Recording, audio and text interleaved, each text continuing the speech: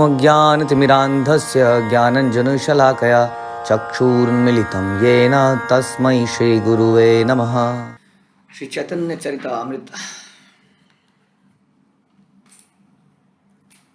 मध्य लीला chapter 25 प्यार संख्या 43।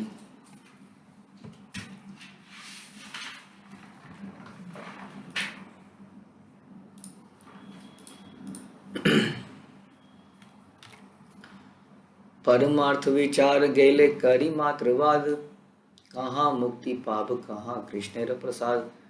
मायावादी इत्यादि नास्तिक दार्शनिक मुक्ति या कृष्ण कृपा की परवाह नहीं करते। वे तो केवल नास्तिकवाद के पक्ष में गलत तर्क करते रहते हैं और झूठे वाद फैलाते रहते हैं। वे ना तो आध्यात्मिक विषयों पर विचार करते हैं, ना ही उनमें व्यस्त रहते हैं। तो नास्तिकतावाद के पक्ष में गलत तर्क करते हैं। ये भी प्रस्तुत करने का तरीका है। बुद्धिमान व्यक्ति जो होता है, जिसकी थोड़ी बुद्धि तेज, बुद्धिमान तो क्या कहेंगे, जिसकी थोड़ा सा इंटेलिजेंस ऐसे काम करती है कि तर्क वितर्क कर पाए, तार्किक व्यक्ति गलत चीज़ों को भी सही तरीके से प्रस्तुत कर देता है और लोग विस्मित हो जाते हैं। बहुत सारे तार्किक व्यक्ति हैं जो संसार में ऐसे ऐसे तर्क देते हैं कि जो व्यक्ति थोड़ा भक्ति में आने का प्रयास कर रहा होता है वो भी भक्ति से दूर भाग जाता है और हमें लगता है हाँ भी कितना सही बोल रहा है, कितना सही बोल रहा है। ऐसे बहुत सारे तार्किक व्यक्ति हैं जो अलग अलग यूट्यूब पे इस पर कुछ कुछ ऐसे वीडियोज़ रिलीज़ करते हैं जिसमें बहुत सारे ऐसे तर्क दिए जाते हैं जिससे कि आजकल का यूथ खास तौर पर भ्रमित हो जाता है। हाँ, और उसको लगता है कि हाँ क्या है, ये सही तो कह रहे हैं। बहुत सारे तार्किक है। एक बार एक व्यक्ति इस तरह से तर्क करने लगा और कोई व्यक्ति प्रभावित भी होने लगा कि देखिए जी, अगर नॉन वेज खाने में समस्या होती तो भगवान शेर को क्यों बनाते और शेर बकरियों को क्यों खाने का। भगवान भी शेर को घास खिलाना ही नहीं सिखाते। इसका मतलब भगवान भी चाहते हैं कि हम लोग नॉन वेज खा लें। अब वो सुन के सामने वाला हाँ क्या सही लॉजिक है, क्या बढ़िया है। लेकिन तार्किक को भी जब उसके ऊपर का तर्क मिल जाता है, इसलिए बड़ा इम्पोर्टेंट है कि श्रील प्रभुपाद के मिशन में लोग शास्त्रों को बहुत गहराई से अध्ययन करें, श्रवण करें, जिससे इन लोगों का, और सबसे बड़ा बात है विश्वास, श्रद्धा पैदा करें। जब हमारे अंदर श्रद्धा होती है तो भगवान आंसर हमारे हृदय में डालते हैं और ऐसे लोगों को हम जवाब दे पाते हैं। जैसा श्रील प्रभुपाद ने इतनी सारी पुस्तकों में पूर्ण प्रश्न पूर्ण उत्तर, कितने सारे इंटरव्यूज़ एंड मॉर्निंग वॉक्स में प्रभुपाद ने यही सब किया है। उसको हम नहीं पढ़ते हैं, इस कारण से ऐसा हो जाता है। सबसे बड़ी बात है कि हमारी श्रद्धा अटूट रहेगी तो हमारे हृदय में कृष्ण बुद्धि प्रदान करेंगे। तो ऐसे तार्किकों से डर कर, घबरा कर, ना तो अपने लॉजिक, अपने श्रद्धा को कम करना है, ना ही घबरा के भाग जाना है। तो ये मायावादी लोग इस प्रकार के, इनको कुछ नहीं, मुक्ति उक्ति से कोई मतलब नहीं है, ना इसको भगवान से मतलब है, केवल इनको अपने अहंकार से मतलब है। व्यास सूत्रेर अर्थ आचार्य करी याचे आच्छादन, एई हय सत्य श्री कृष्ण चैतन्य वचन। निष्कर्ष तो यह है कि शंकराचार्य की काल्पनिक व्याख्या से वेदांत सूत्र का अर्थ आच्छादित हो जाता है। ये निष्कर्ष है। चैतन्य महाप्रभु बता रहे बट द मेन प्रॉब्लम क्या है, मुख्य समस्या। मुख्य समस्या है अगेन जो अभी हमने समझाया कि कई बार कोई व्यक्ति बहुत ही तार्किक होता है और वो ऐसी व्याख्याएं करता है कि सामने वाला बिगिल्डर जाता है, हाँ, और कंफ्यूज जाता है। आजकल की नारियों को खास तौर पे ऐसे लोगों ने कंफ्यूज किया कि नारी और पुरुष में क्या अंतर है। जी देखिए, जैसे कपड़े पुरुष पहन सकते हैं, नारी क्यों नहीं पहन सकती है। जैसे नौकरी पुरुष कर सकता है, नारी क्यों नहीं कर सकती है। कौन सी स्थिति में हम संसार में उन्नति मानते हैं जब हम कहते हैं देखिए जी इतने पायलट्स हैं, उसमें इतने मेल हैं, इतनी फीमेल है। मानो इंडिया में 1000 पायलट में 3 पायलट फीमेल हैं, विदेश में 1000 पायलट में 500 पायलट फीमेल है। वो कहते हैं ये है, this is called equality, this is called progress, development. Development should not be with conflict with Krishna. Krishna ने शरीर बनाया है, एक आदमी का मुक्का मारा जाए, एक स्त्री का मुक्का मारा जाए तो उसमें फ़र्क रहता है, हाँ। और उसी तरह से एक मनुष्य, एक आदमी के इमोशंस और एक पुरुष स्त्री के इमोशंस में फ़र्क रहता है। इसका मतलब ये नहीं कि वो किसी तरह से इन्फीरियर है या कोई सुपीरियर है। वास्तव में कई बार हम देखते हैं छोटी घड़ी महंगी होती है और बड़ी घड़ी सस्ती होती है कि नहीं। बल्कि जितनी छोटी होती जाती है उतनी महंगी होती जाती है। तो यहाँ पर और वैसे भी देखा जाए कि बुद्धि, समझ, स्पिरिचुअल समझ, ये तो आजकल स्त्रियों में ज़्यादा दिखी जा रही है। तो दोनों की अलग अलग क्वालिटीज़ हैं और शक्तियाँ हैं, उसको पहचान के उसके अनुसार कार्य करने की आवश्यकता है। जैसे हम कहते हैं ब्राह्मण, क्षत्रिय, शूद्र, वैश्य, इसमें कोई छोटा बड़ा नहीं है, लेकिन अपनी समझ, कैपेबिलिटी के हिसाब से सबको अपनी अपनी सेवाएं मिलती हैं। कोई सेवा छोटी और कोई सेवा बड़ी नहीं है, लेकिन उनको आर्टिफिशियली बराबर करने का प्रयास जब हम करते हैं तो समस्या हो जाती है। तो इसी तरह से संसार में इस तरह का तर्क फैलाए गए और लोगों का बुद्धि भ्रष्ट कर ली गई। उसी तरह से शंकराचार्य ने भी कुछ कुछ ऐसे तर्क बिताए, बहुत ही इंटेलिजेंट थे, आखिर शिव जी के अवतार थे। तो उन्होंने ऐसा फैलाया कि वेदांत सूत्र का असली अर्थ तो छुप ही गया, और चैतन्य महाप्रभु ने जो भी कुछ कहा वह पूर्णतः सत्य है। बता रहे चैतन्य गोसाई यही कहे ऐसे ही मत सार, आर यत मत से ही सब छार खार। श्री चैतन्य महाप्रभु जो भी अर्थ लगाते हैं वही पूर्ण है, अन्य कोई व्याख्या विकृति मात्र है। क्यों पूर्ण है? उसके कई कारण हैं। चैतन्य महाप्रभु जो भी अर्थ निकालते हैं, एक तो स्वयं पूर्ण है, उनकी बुद्धि 4 प्रकार की प्रॉब्लम से ग्रसित नहीं है। वो ये कि द सेंसेस आर लिमिटेड, और दे डू वो इल्यूजनड हो जाती हैं, मतलब मोहित हो जाती हैं। हमारी सेंसेस अपूर्ण है, कोई भी सेंस हमारी पूर्ण नहीं है वास्तव में, सब में कुछ कमियां हैं। जैसे आँख में, नाक में, जिह्वा में, सब में कमियां हैं, हम जानते हैं बहुत सारी कमियां हैं। उसमें हम गलत निष्कर्ष पे पहुंच जाते हैं, कई चीज़ों के वो प्रभावित हो जाती हैं। ये हमारी इंद्रियां क्या हो जाती हैं? प्रभावित हो जाती हैं। अचानक से आप बड़े से टीवी में देख रहे हो और उसके बाद थोड़ी आधा दिन तक आपने एक बड़े से स्क्रीन पे देखा, उसके बाद आप छोटे से मोबाइल में देखते हो तो आपको लगता है मेरा मोबाइल इतना छोटा कैसे हो गया आज। प्रभावित हो जाना इसको कहते हैं। हम चीज़ें, हमारी आंखें, सब जीविया प्रभावित हो जाती है। बहुत ज़्यादा मीठा खाते हैं तो उसके बाद दूध पीते हैं तो लगता है अरे फीका दूध क्यों दिया आपने।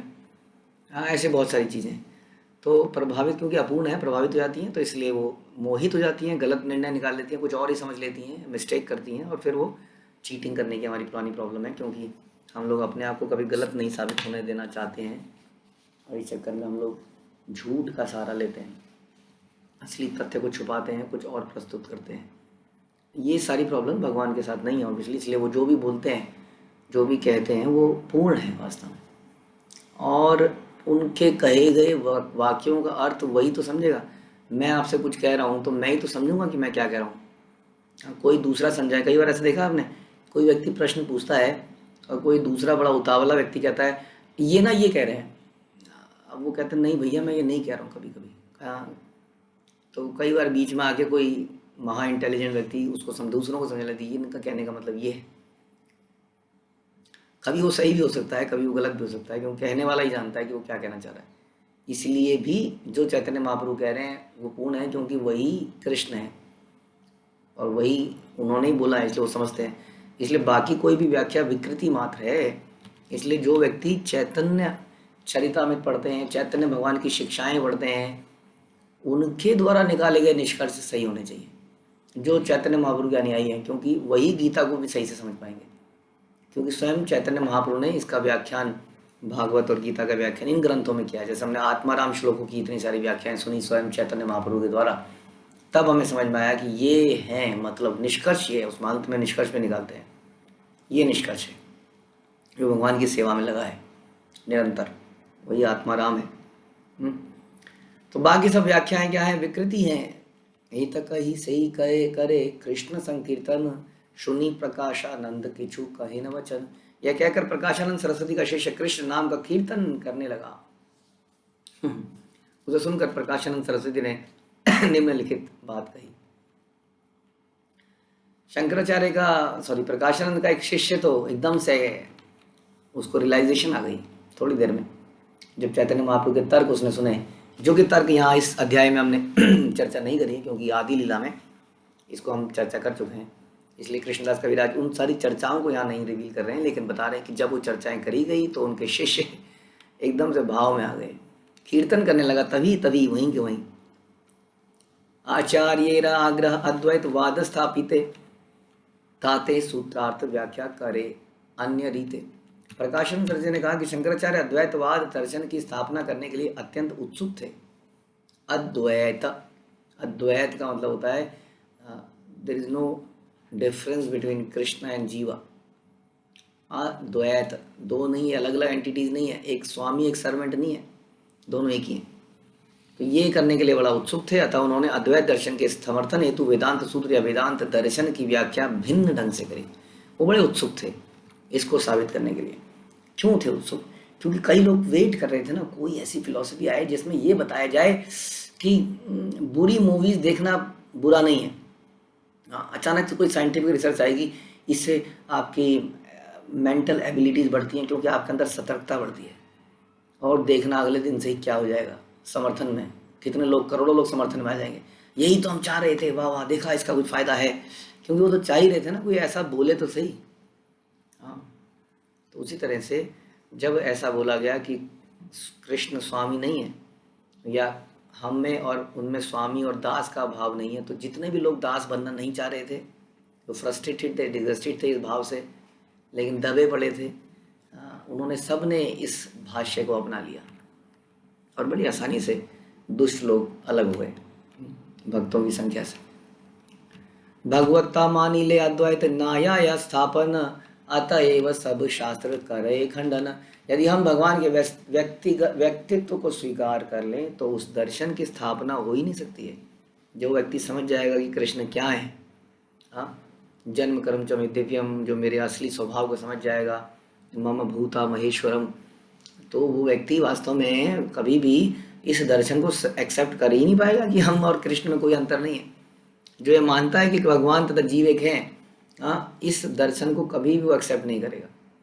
इसलिए शंकराचार्य ने सभी प्रकार के शास्त्रों के विरुद्ध तर्क रखा और उनका खंडन किया, उनके अर्थों का खंडन किया, यानी कि उनके नए अर्थ निकाले। शास्त्रों का खंडन एग्जैक्टली ना करके उन्होंने क्या किया, ये इसका अर्थ है, ये इसका अर्थ है, ये इसका अर्थ है। यही ग्रंथ करता चाहे सौमत स्थापित, शास्त्रे रसहज अर्थ नहीं ताहिते। जो भी व्यक्ति अपना मत या दर्शन स्थापित करना चाहता है, वह प्रत्यक्ष व्याख्या के सिद्धांत के अनुसार किसी शास्त्र की विवेचना नहीं कर सकता, क्योंकि मुझे अपना दर्शन स्थापित करना है ताकि मेरा अपना नाम हो, पहचान बने। श्रील प्रभुपाद ने भगवदगीता का नाम दिया Bhagavadgita Yatharup, Bhagavadgita as it is. इसका मतलब है वो उन्होंने बोला मैं वो बता रहा हूँ जो कृष्ण ने बताया, मेरा मत नहीं है, it is not my mental concoction, मेरा मत कोई भी नहीं है, कृष्ण का मत ही मैं प्रस्तुत कर रहा हूँ, मेरा मत नहीं है। लेकिन अक्सर हर व्यक्ति बोलते हैं ना, मेरा भी तो सुन लीजिए, मेरा भी तो कुछ, मैं भी तो इंसान हूँ, मेरी नहीं सुनोगे। तो अक्सर संसार में ये बड़ी बड़ी समस्या है किसी भी ग्रुप में, चाहे वो हमारा भक्तों का भी समाज क्यों ना हो। हर व्यक्ति को लगता है मेरी तो कोई सुनता ही नहीं, यहाँ पर हर व्यक्ति अपनी जरूर सुनाना चाहता है। जो सरेंडर्ड है वो कहता है सेवा जब तक मिल रही है सेवा करते रहो, मेरे मत की क्या वैल्यू है। लेकिन जब मत पूछा जाता है तो मत बता भी देता है। लेकिन अक्सर लोगों को ये समस्या है, मेरा मत मेरा मत मेरा मत प्रस्तुत करने के चक्कर में हम लोग पिछले वाले मत को डेफिनेटली गलत साबित करते हैं। इसलिए मीटिंग्स वगैरह में बहस होती है बहुत ज़्यादा, क्योंकि ये इसने बोला है ना, इसलिए मैं कुछ डिफरेंट बोलूँगा। नहीं नहीं, ऐसा तो नहीं है। इसमें आदमी बैठे बैठे सोचता रहता है इसने जो बोला इसमें कमी क्या है, थोड़ी देर में उसको कुछ कमी निकली आती है, क्या इसका क्या, हाँ ये नहीं, ऐसे नहीं, ऐसे करते हैं, यानी नहीं ऐसे नहीं, ऐसे करते हैं। तो हर व्यक्ति अपना डिफरेंट मत इस उद्देश्य से रखना चाहता है, कई बार अपने को स्थापित करने के लिए। तो जो भी व्यक्ति अपना मत या दर्शन स्थापित करना चाहता है वह प्रत्यक्ष, वो जो है कभी भी डायरेक्ट मीनिंग को एक्सेप्ट नहीं करेगा, किसी भी चीज़ को स्ट्रेट फॉरवर्ड नहीं लेगा, कॉम्प्लिकेट कर देगा हर चीज़ को।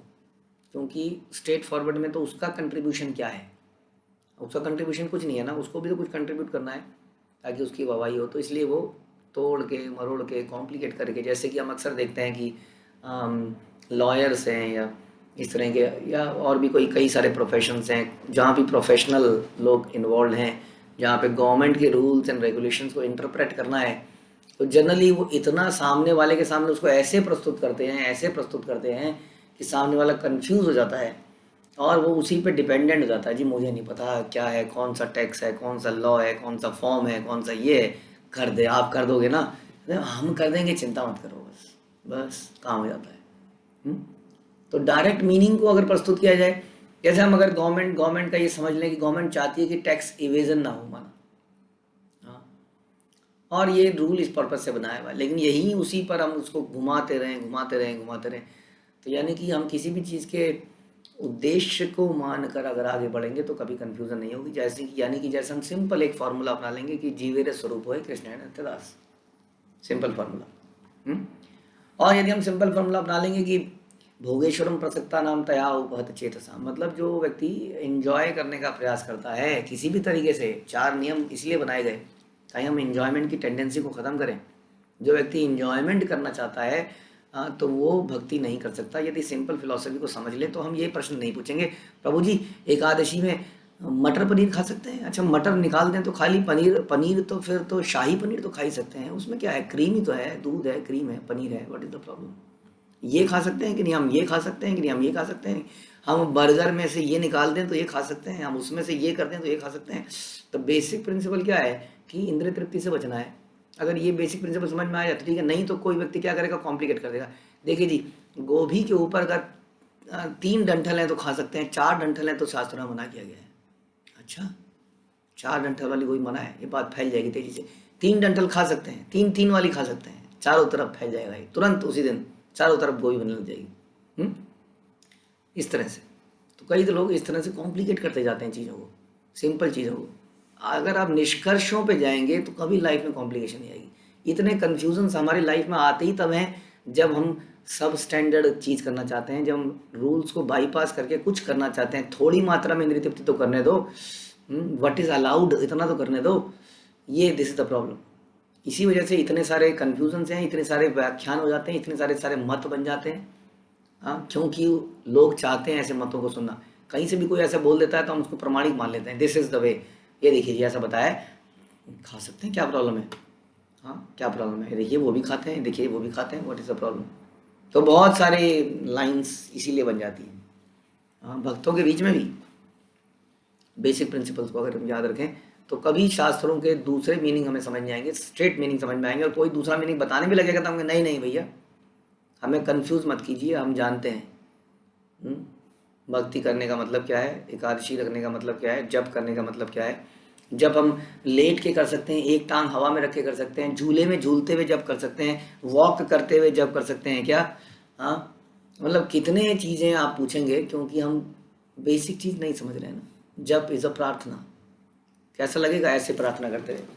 हाँ जी, हरे कृष्णा कृष्णा कृष्णा, कैसा लगेगा ना। भगवान भी कहेंगे क्या प्रार्थना है, एक मैं शेषनाग पे लेटा हूँ और एक ही लेटा है। तो ट्राई टू अंडरस्टैंड। जब तक हम सीधे मतलब को, हम सीधे मतलब क्यों नहीं समझना चाहते हैं? सीधे मतलबों में बड़ी शुद्धता चाहिए। हाँ, सीधे मतलों में सरेंडर है, सीधे मतलों में सब कुछ तो ख़त्म हो जाता है, ऐसा लगता है जीव को, मेरा क्या बचेगा।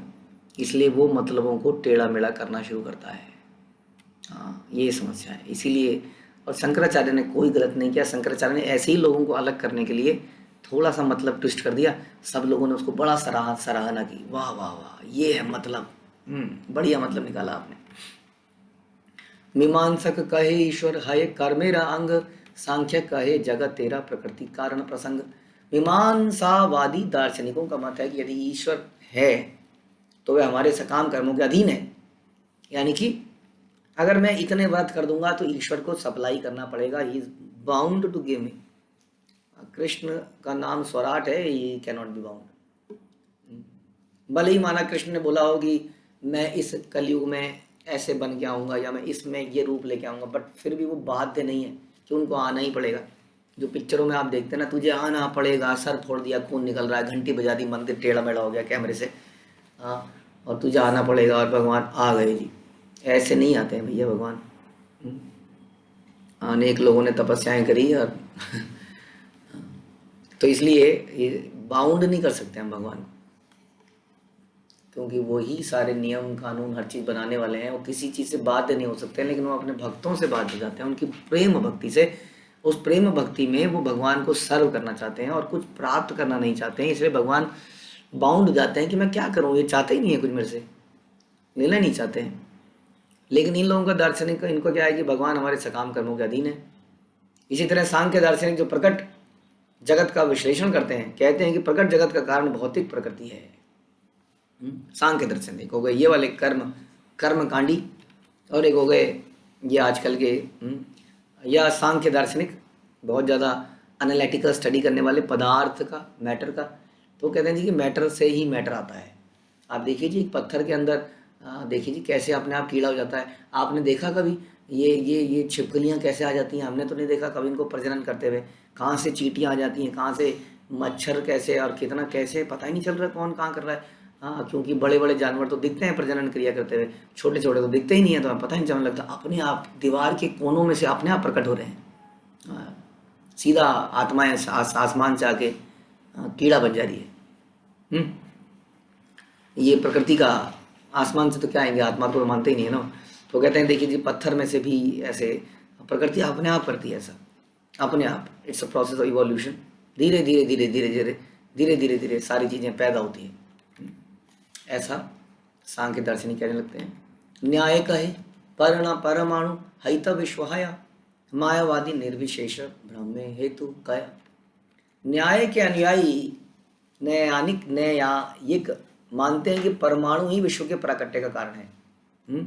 शून्य से सब निकला है, शून्य में मिल जाएगा, शून्य को देखो, शून्य शून्य शून्य। हाँ, दिमाग ही शून्य हो जाता है, गोबर हो जाता है दिमाग। तो ऐसा कहते हैं कि सब कुछ, हाँ, निर्विशेष शून्यवादी पाश्चात्य देश तारने, सब कुछ कुछ नहीं है। एक पॉइंट से संसार निकला, एक पॉइंट में चला जाएगा। कितनी बढ़िया समझ है, सोचिए। और हम मान भी लेते हैं ऐसी समझो। मायावादी चिंतक मानते हैं कि निर्विशेष ब्रह्म तेज ही विश्व का कारण। वो कहते हैं जी पॉइंट वॉइंट कुछ नहीं है, ये रोशनी, ये तेज जो फैल रहा है चारों तरफ, ये देखिए सूर्य की रोशनी, ये है असली शक्ति। जैसे आदिवासी थे, उन्होंने आग जलाई तो उन्होंने कहा उलू बाबा उलू बाबा उलू बाबा।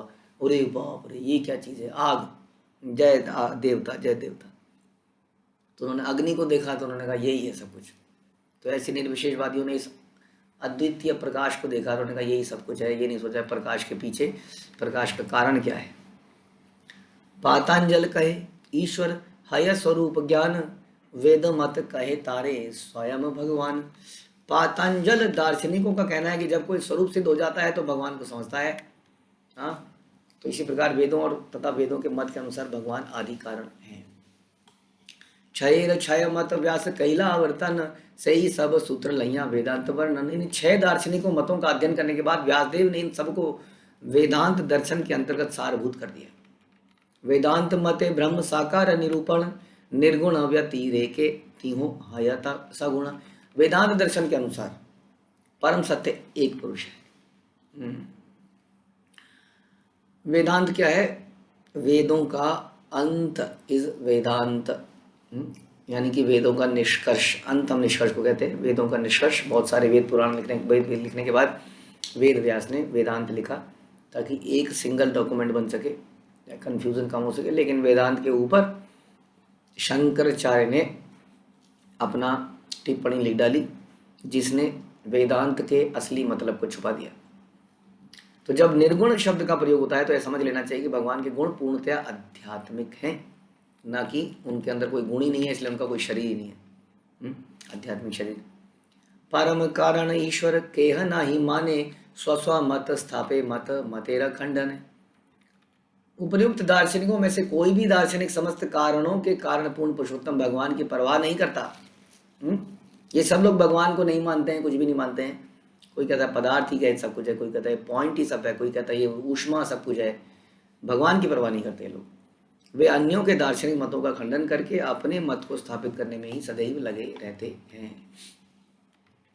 ताते छाया दर्शन हिते तत्व नहीं जानी, महाजन यही कहे से ही सत्य मानी। छहों दार्शनिकों मतों के अध्ययन से परम सत्य तक नहीं पहुंचा जा सकता, इसलिए हमारा कर्तव्य है कि महाजनों के मार्ग का अनुसरण करें। महाजन कौन है? जो भगवान के अनन्य भक्त हैं, वही महाजन बनने के लायक हैं। ऐसा हम सुनते हैं गीता में भी कि महाजन कौन है, बहुत सारी डेफिनेशंस उसमें हम सुनते हैं। महान लोग वासुदेवम सर्वमति स महात्मा सुदुर्लभा, वो है महात्मा जो वासुदेवम सर्वम इति ये समझता है कि वासुदेव ही सब कुछ है, सब चीज़ों के सोर्स हैं, आदि स्वरूप हैं, आदि कारण हैं, आदि पुरुष हैं, आदि कर्ता हैं, वही है आदि। मतलब everything has begin from him, he is Krishna. तो जो ये मानता है वो महात्मा है और ऐसे लोगों का अनुसरण करना चाहिए। जो भी वो कहते हैं उसे स्वीकार कर लेना चाहिए परम सत्य के रूप में। जो भी वो कहते हैं उसमें तर्क वितर्क नहीं करना चाहिए, आप उसको करिए और करने के बाद आपको समझ में आएगा। जैसे हम डॉक्टर से तर्क वितर्क नहीं करते, ये वाली दवाई क्यों दी है, इसके साथ ऐसा क्यों, ये क्यों ना ऐसा कर लें। डॉक्टर कहता है फिर तुम यहाँ पर आ जाओ, मैं तुम्हारे सामने बैठ जाता हूँ, हम लोग मान लेते हैं एज इट इज़, कि हम जानते हैं इज़ एन एक्सपर्ट, तो हम वैसा ही करने लगते हैं। उसी तरह से इन महाजनों की बातों को यदि हम करेंगे, यदि डॉक्टर की दवाई खाएंगे, तब हमें समझ में आएगा हाँ सही था, काम सही हो गया। तो भक्तिविनोद ठाकुर ने अपने अमृत प्रवाह भाष्य में इन 6 दार्शनिक मतों का सारांश दिया है, जो इस प्रकार है। प्रकाशानंद ने स्वीकार किया कि श्रीपाद शंकराचार्य अपना अद्वैत दर्शन स्थापित करना चाहते थे, अतएव उन्होंने वेदांत दर्शन का आश्रय लेते हुए उनकी व्याख्या अपने खुद के ढंग से करी। ये प्रकाशानंद ने बाद में स्वीकार किया, जब चैतन्य महाप्रभु ने सही सही अर्थ दिखाए। और ऐसी एग्जैक्टली ऐसे ही हुआ सार्वभौम भट्टाचार्य के साथ। जब उन्होंने चैतन्य महाप्रभु को सीधे मतलब बताए तो उन्होंने कहा हाँ ये तो सीधा मतलब बिल्कुल सही है, हम लोग कहाँ घूमे जा रहे थे। किंतु तथ्य यह है कि यदि कोई भगवान के आश्रित को स्वीकार कर ले तो अद्वैतवाद की स्थापना बिल्कुल कर ही नहीं सकता। इसलिए हमारा कर्तव्य बनता है कि बचपन से ही हमारे बच्चों को ये सिखाया जाए कि ये इज गॉड हिमसेल्फ, इनको सरेंडर करना है, प्रणाम करना है, कुछ नहीं ज्ञान देने की जरूरत है। आरती प्रणाम, हाँ ये जपा, बाद में अपने आप वो अद्वैतवाद को कभी मानेगा ही नहीं, तो बचपन से उसने कृष्ण के प्रति आसक्ति जाएगी। कोई बोलेगा भी तो कहेगा हेट पागल हो तुम, चाहे वो तर्क से उसको रिजेक्ट नहीं भी कर पाएगा फिर भी मानेगा नहीं उसको। तो जो भगवान के अस्तित्व को मान लेता है वो अद्वैतवाद को मान ही नहीं सकता है। इस कारण से शंकराचार्य ने उस समस्त वैदिक साहित्य का खंडन किया जो पूर्ण पुरुषोत्तम भगवान को स्थापित करता है। जो भगवान की सर्वोच्च अवस्था को स्थापित करता है उसका ही खंडन कर डाला, क्योंकि पहले भगवान के पर्सनल फॉर्म को हटा दो, अपने आप सब कन्फ्यूजन फैल जाएगा। और ये हो भी रहा है। आप देखिए समाज में कौन जानता है भगवान कौन है, अभी तो पता ही नहीं है, सभी भगवान है। हाँ, बड़ी कैजुअली हम बोल देते हैं। हमारे मंदिरों को देख के लगता है कि हम लोग विशेषवादी कम है, निर्विशेषवादी ज़्यादा हैं। क्योंकि वहाँ सारे के सारे ऑल पॉसिबल विग्रह, ऑल पॉसिबल फोटोज सब वहाँ पर हैं। वो सारे भगवान नहीं है, लेकिन वो कहते हैं सब भगवान है। इसी तरह से वो करते करते हुए जीव भी भगवान बन गया एक दिन। जिस जीव ने किसी के रोग दूर कर दिए वो भगवान बन गया। अरे आप ही भगवान है। इसलिए विशेष रूप से कौन भगवान है स्थापित करना आवश्यक। फिर वो कहते हैं आप लोग बड़े कट्टर हैं, जब कृष्ण आते हैं तो आप सब लोग देवी देवताओं को हटा देते हैं। अरे देवी देवताओं की स्थापना से समस्या ये होती है, निर्विशेषवाद फैल जाता है इनडायरेक्टली, क्योंकि क्लैरिटी रहती नहीं कि भगवान है कौन। अनेक वो कहते हैं 33 करोड़, अरे ये तो इसका मतलब चारों सभी भगवान हो गए, हर चीज़ भगवान ही है फिर तो भगवान ईश्वर परम कृष्ण सच्चिदानंद विग्रह, ये स्थापित ना होने की वजह से समस्या है। इसलिए हम लोग इस चीज़ को स्थापित करते हैं। Otherwise we are very much grateful to demigods. देवता भगवान के बहुत अच्छे समर्थक हैं, सेवक हैं। तो शंकराचार्य ने बड़े प्रकार से वैदिक साहित्य का खंडन किया। विश्व भर में शंकराचार्य के अनुयायियों में से 99% दार्शनिक पूर्ण पुरुषोत्तम भगवान को अस्वीकार करते हैं, इसके बदले वे अपने खुद के मत को प्रस्तुत करते हैं। सांसारिक दार्शनिकों की यह विचित्रता है कि वे अपना मत स्थापित करके अन्यों के मत को खंडन करना चाहते हैं। अतः मीमांसक यानी कि सकाम कर्मी दार्शनिक जैमिनी के सिद्धांतों का पालन करें। इनमें भी बड़े बड़े ऋषि हुए। जैमिनी ऋषि के बारे में आपने सुना ही है, is very famous. Jaimini Rishi he was a मीमांसक, मतलब कि सकाम कर्म, पूजा पाठ, ऐसी पूजा पाठ जिससे घर बढ़िया चलता रहे, कर्मकांड। हाँ, दूसरे शब्दों में यदि कोई व्यक्ति इस भौतिक जगत में अपने कर्तव्यों का सुचारू रूप से संपादन करता है तो ईश्वर से वांछित फल देने के लिए बाध्य है। कुछ मत करो, अपना रोटी बनाते रहो, हाँ, खिलाते रहो, पिलाते रहो, काम पे जाओ, समय पर घर आ जाओ, रात को सो जाओ, सब ठीक से करो। हाँ, पाप कर्म थोड़ा सा मत करो, ताकि कुछ कुछ पुण्य करते रहो, कुछ दान दक्षिणा करते रहो। हाँ, तुम्हें डेफिनेटली तुम्हें धन मिलेगा, तुम्हें बल मिलेगा। बस लोग कहते हैं ये बढ़िया चीज़ है, हाँ ये तो हम कर लेंगे, इसमें तो आनंद भी है, मैं और मेरा परिवार, मेरे बच्चे, मेरे प्रेमी, बस। तो कहते हैं वांछित फल भगवान देने पड़ेंगे भगवान को, अगर आप ऐसा जीते रहोगे तो। इन दार्शनिकों के अनुसार ईश्वर का भक्त बनने की आवश्यकता नहीं है, ये सब करने की जरूरत नहीं है। कितने सारे ऐसे लोग हैं कहते क्या लेके बैठ गए सवेरे सवेरे। हाँ, कितने लोग कहते हैं ना सवेरे सवेरे जब लेके बैठ गई, किचन में जा, यही है तेरा मंदिर, ये किचन में काम कर, दिन में कभी समय मिलेगा तो पकड़ लियो माला, किचन में काम करो, ये करो। ये तो मतलब is everywhere this kind of philosophy. बहुत ज़्यादा फैली हुई है। तो ये है मीमांसक लोग, जैमिनी के फॉलोअर्स एक तरह से, जो कहते हैं इस तरह से घर चलाते रहो, पर यही है जीवन, यही है सब कुछ, यही है। हम ऐसा नहीं कहते कि ऐसा मत करो, हम नहीं कहते कि परिवार का ध्यान मत करो, रसोई में मत जाओ। हम कहते हैं लाइफ में प्रायोरिटीज बनाओ, wake up early in the morning, do your chanting and prayers, and उस भाव से फिर किचन में जाइए। क्या किचन में प्रसाद बनेगा, ज़बरदस्त सारे काम कीजिए। ऐसा नहीं है कि हम लोगों के पास परिवार नहीं है, अनेकों इस्कॉन में तो 99% ऑफ कॉन्ग्रीगेशन है, यू नो दैट। इस्कॉन में अब 99% कॉन्ग्रीगेशन है। हाँ, they are doing very efficiently everything. कैसे कर पा रहे हैं? यदि कोई नैतिक सिद्धांतों का दृढ़ता से पालन करता है तो ईश्वर उसे सम्मान देंगे, ऐसा वो कहते हैं, और वांछित फल देंगे। इसलिए वो डेफिनेशन डिफाइन करते हैं, कर्मण्येवाधिकारस्ते मा फलेषु कदाचन। हाँ, वो कहते हैं इसका मतलब ये है कि कर्म करे जा बेटा, फल की चिंता मत कर। ये देखा आपने कहीं लिखा हुआ कई जगह पर, फल की चिंता मत कर। क्यों? इसलिए चिंता मत कर, फल तो देने वाले को देना पड़ेगा। तू काम कर, देना पड़ेगा। क्या कहते हैं, खुद ही को कर बुलंद इतना, यही तो है, यही एक ही मतलब है कि खुदा तेरे से पूछे भैया तेरी रजा क्या है, बता तू क्या चाहता है, आई एम योर सर्वेंट। हाँ, तू क्या चाहता है, इतना बुलंद कर दे, जैसे रावण ने इतना बुलंद कर दिया। हाँ, और उसका बुलंद दरवाजा एक दिन टूट गया। तो यदि कोई नैतिक सिद्धांतों का दृढ़ता से पालन करता है तो ईश्वर सम्मान देना पड़ेगा, ऐसा वो कहते हैं। ऐसे दार्शनिक वेदों के भक्ति योग के सिद्धांत को मान्यता नहीं देते। वो कहते हैं क्या सरेंडर, किसके पास जाती है तू? हाँ, किसके, ये सब ठीक नहीं है। हाँ, सुनना क्यों है, किसी की बात क्यों सुननी है, किसी के थ्रू क्यों जाना है? भगवान डायरेक्टली अवेलेबल है, पूजा पाठ कर ले, सवेरे मंदिर बना तो रखा है घर में। हाँ, गुरु परंपरा, शास्त्र, सरेंडर, त्रिनाथि भी सुनी चेन, ये सब का पालन नहीं करना चाहते। दूसरे, ये तो गए मीमांसक। दूसरे पर बात कर रहे हैं, कपिल जैसे नास्तिक। कपिल जैसे नास्तिक सांख्य दार्शनिक भौतिक तत्वों की बारीकी से छानबीन करते हैं।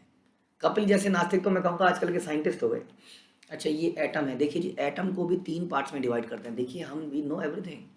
हाँ, हमें पता है सृष्टि कैसे रचना हुई है, न्यूट्रॉन, इलेक्ट्रॉन, प्रोटॉन, ये सब हमें पता है, ये ऐसे होता है, ये ऐसे होता है। देखो इसको मिलाओ, देखो पानी बन जाए, देखा, बता दिया ना, हमें तो पहले ही पता था। हाँ। लेकिन हमारे आचार्य हमें बताते हैं, अरे मूर्खों, ये सोचो कि if there is law that means there is law enforcement agency, there is some lawmaker, तभी तो ये कंसिस्टेंटली हो रहा है। Are you forcing hydrogen and oxygen to convert into water? Are you forcing it? Who is forcing that? तो ये नियम पालन हो क्यों रहा है, बारीकी से कोई सोचेगा, बारीक दिमाग चाहिए इसके लिए, तभी उसको समझ में आएगा, हाँ ये बात सही कही आप। लेकिन ये लोग भौतिक तत्वों का इतना इतना इतना एनालिसिस कर लेते हैं कि आदमी को लगता है सब कुछ तो पता चल गया, बेविल्डर हो जाता है। तीसरा, गौतम तथा कणाद जैसे न्यायिक दार्शनिक परमाणुओं के समूह को सृष्टि का मूल कारण मानते हैं। कुछ नहीं, ये ऐसे एक टुकड़ा यहाँ से आया, एक टुकड़ा यहाँ से आया, एक टुकड़ा यहाँ से आया, करके बन जुड़ा। हाँ, एक जुड़ा तो ये बड़ा हुआ, ये बड़ा हुआ। हाँ, जैसे कि बच्चा होता है ना पेट में, इधर से आया, जुड़ा, बना बड़ा हो गया। तो समझ नहीं पाते कि मरने के बाद फिर क्या होता है, ये बढ़ना क्यों बंद हो जाता है, उसके बाद ये सड़ना क्यों चालू हो जाता है। हाँ, केवल ये पदार्थ आपस में आए या ये क्यों ग्रोथ है, वो आत्मा के उसको नहीं पहचान पाते कि whenever there is growth that means there is soul, उसकी वजह से परिवर्तन है। जब सोल चली जाती है तो नष्ट हो जाता है। चौथा, मायावादी दार्शनिकों का कहना है कि हर वस्तु माया है, भ्रम है। अष्टावक्र इत्यादि दार्शनिक निर्विशेष ब्रह्म तेज को हर वस्तु का कारण मानते हैं। वो कहते हैं कि हर वस्तु माया है, भ्रम है, वास्तव में निर्विशेष ब्रह्म ही सब कुछ है। इसलिए ब्रह्म से ही आओ, धुएं से आओ और धुएं मिल जाओ। फिर पांचवा, पतंजलि के अनुयायी राजयोग का अभ्यास करते हैं और अनेक रूपों से परम सत्य के एक रूप की कल्पना करते हैं। उनके आत्मा साक्षात्कार की यही विधि है, कल्पना करी जाती है वहाँ पर। जबकि परम सत्य के बारे में शास्त्रों में बहुत डिटेल में बताया गया है कि उनका स्वरूप कैसा है, लेकिन वो कल्पनाएं करते हैं। तो ऐसे ही बहुत सारे विचार संसार में फैल रहे हैं। लेकिन हमने बोला जो कृष्ण को परम सत्य मान लेता है वो फिर इन अद्वैतवादी विचारों को कभी एक्सेप्ट नहीं, उसके कान में भी जाते हैं तो उसको समझ में आता है गलत है, गलत बोल रहे हैं जी, आप गलत बोल रहे हैं। इसलिए बड़ा इम्पोर्टेंट है कि कृष्ण को स्थापित किया जाए, चैतन्य महाप्रभु को स्थापित किया जाए, और फिर लोग समझेंगे। और ये बचपन से ही अगर इसको करा जाए तो बहुत अच्छा है। तो ये पर्पट काफ़ी लंबा है और ये बड़ा इंपॉर्टेंट है. We will continue this in the next session. Hare Krishna. Srila Prabhupada की जय. श्री चैतन्य चरितामृत की जय. श्री कृष्णदास कविराज की जय.